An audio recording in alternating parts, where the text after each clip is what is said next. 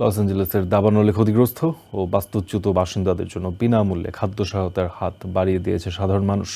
Arcadia শহরের Santa Anika পার্কে অস্থায়ী কেন্দ্র থেকে লোকজনকে খাবার, পানি ও শিশু খাদ্য সহ প্রয়োজনীয় বিভিন্ন সামগ্রী বিতরণ করছেন নানা শ্রেণী পেশার স্বেচ্ছাসেবীরা। অর্থ দিয়ে না পারলেও স্বেচ্ছাশ্রম দিয়ে ক্ষতিগ্রস্ত মানুষের পাশে দাঁড়ানোর চেষ্টা করছেন তারা। তবে বিশেষজ্ঞরা বলছেন এসব সহায়তামূলক কর্মকাণ্ড যেন বিশৃঙ্খলার কারণে ব্যর্থ না হয়। সঠিকভাবে কাছে সহায়তা পৌঁছে দেওয়ার আহ্বান জানিয়েছেন তারা।